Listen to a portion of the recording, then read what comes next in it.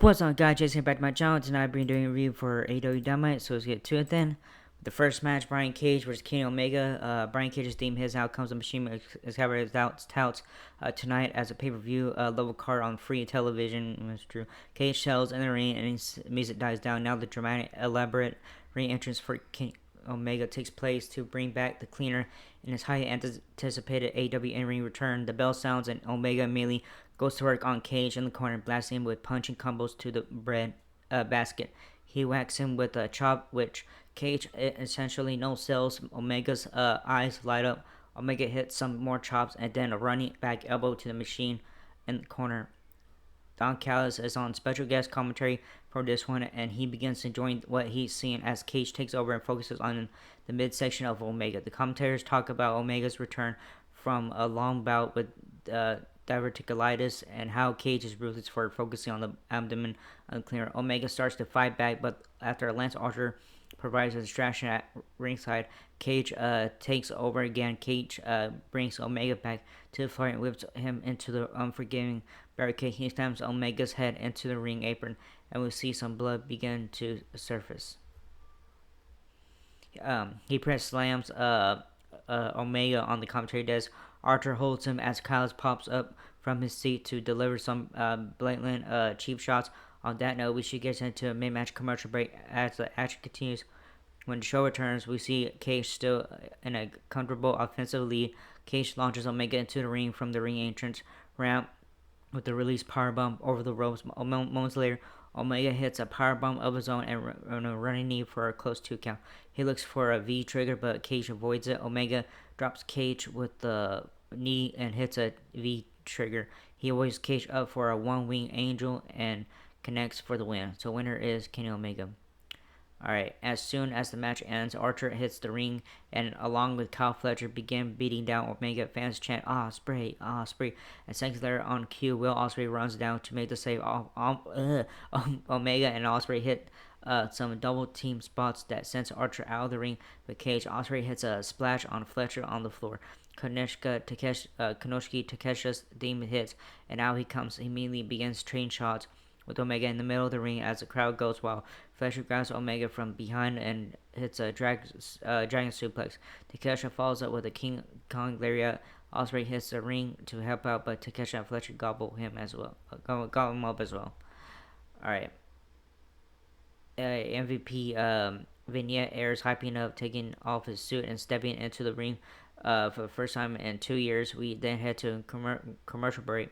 When we return, we see a New York Minute segment where we learn that this Saturday on AW Collision is going to be the Learning Tree and John Moxley's Death Riders versus Rated FTR and the Outrunners and Powerhouse Hobbs. Ricochet is introduced by the Dapper Yapper Justin Roberts. As we return inside the arena, footage is shown of a scissors attack. Swerve striking last week. He sells in the ring in a suit and glasses. The commentators point out scissors in his suit coat pocket. Fans get on his case with the Who's House, Swerve's House chants and loud Dominic Mysterio boos. He doesn't say much, simply taunting the crowd until he is blasted from behind by Prince Nana.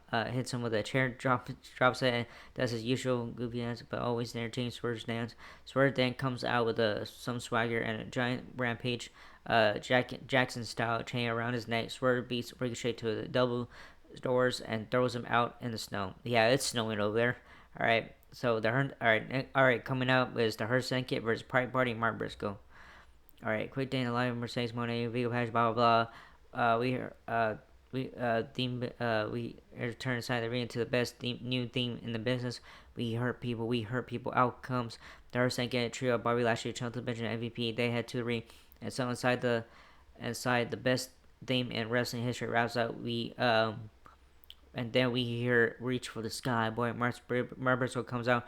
Oh my God, is that Pirate Party? Yes, it is Pirate Party. All right. The bell sounds and all 6 men collide and wildly brawl. MVP and Briscoe end up as the legal men in the ring, with MVP taking it to the master of Redneck Kung Fu. Fans chant MVP, MVP as he continues to control their offensive action in this trio's contest. He throws Briscoe out to the floor as the show heads to a mid-match commercial break. For return, we see much of the same until Pirate Party begin firing up on offense with double team high spots. Fans chant their name, but ultimately the Hurt Syndicate takes over. MVP handles business on the floor. Lashley hits a spear. Benjamin follows up with a super kick and cover for the pinfall victory. So winners are the Hurt Syndicate. All right, I have a segment coming up. Jeff Jarrett and stuff. All right, Cole versus Pac is announced next week, and yeah, they're talk about the matches. All right, Jeff Jarrett's theme hits. He talks about being humble, but before he can finish, he is caught up by the theme music of Maxwell Jacob Friedman. And arrogant MJF heads to the ring and yells at the top of his lungs when Jarrett tries to cut him off. He tells Jarrett he lost his cool and tries talking calmly. He begins a lengthy promo battle with the outlaw, with the last outlaw. Where the two take turns taking extremely personal shots at each other's families, with about four S bombs being dropped along the way. Thank goodness they didn't bleep it out. Finally, things go too far when MJF talks about Jeff Jarrett being a leash, milking the legacy and memory of Owen Hart like a Carnage succumbs, whatever. Jarrett attacked MJF and the two wildly brawl until a ton of officials hit the scene to break things up. Karen Jarrett runs out and MJF grabs her as a shield and shoves her to the mat before running to the back. Alright, next match coming up, Christian Cage vs. Hook. Some matches are announced. AEW Collision, Maximum Carnage this coming Saturday outdoors. Alright, we return inside the arena where we hear the familiar sounds of Christian Cage's theme hit music. As a layer of the patriarchy makes his way out, he is attacked from behind by Hook. And with that, the fight is on. Hook beats Cage down as the two fight towards the ringside area. Inside the ring, Hook continues to be in control, with Cage literally on his knees, begging off the cold-hearted handsome devil. Cage tries talking and reasoning with him. He thinks he gets through, so he moves for a hug. He hugs Hook, who eventually tightens his squeeze before lifting Cage up and dumping him on his dome with a suplex. He sends Cage out to the floor, and he quickly pops up and hugs Nick Queen's mom. On that note, the show heads to a mid-match commercial break. As the action continues, when the show returns, we see Cage dominate the action. He stops and glares at Taz before continuing to beat down the son of the human suplex machine. Hook fights back and sends Cage sailing out to the floor. Hook leaps off the apron onto him. Alright, after some more back-forward action, Hook ends up on Cage's back, where he sinks in Red Rum. He appears to have things won when the patriarchy duo of Kip Sabian and Nick Wayne hit the ring to attack the match. The match is thrown out. They grab chairs and Taz says this ain't happening. He stands up, but as he does, Samoa Joe's theme hits. Joe and Kajori Shibata, along with Hook, beat down the patriarchy trio and stand tall. Taz says he loves when a plan comes together. A quick Adam Cole promo airs, making it clear the Unspeak Kingdom have their sights set on gold. The show heads to another commercial break on that note. So winner via disqualification, Hook. Alright, Women's Casino Gauntlet match. When the show returns, Dustin Rhodes approaches Jeff Jarrett backstage and talks about how they're the last of a dying breed. He tells him he's the last outlaw and to remember that outlaws never die. He believes in him and is behind him on his journey towards trying to capture the world title. Inside the arena, AEW Women's World Champion the Glamour Mermaid comes out to get up close and personal look at who will be challenging her at AEW Grand Slam Australia. She joins the gang on special guest commentary. Chris Stanlander and Jamie Hayter make their way out to start off the Women's Casino Gauntlet. They battle back and forth for a minute or two, and then the clock appears. It counts down, and out comes Megan Bain with big fancy ring entrance attire that commentators put her over as a top independent name, and May is upset that she's even allowed to be part of this. Will and Nightingale and Hardy Cameron end up coming out, as does Tony Storm, who ends up winning. So winner and earning AEW Women's title shot, Tony Storm. Alright, main event time, AEW World Championship. Jon Moxley was champion versus Powerhouse Hobbs.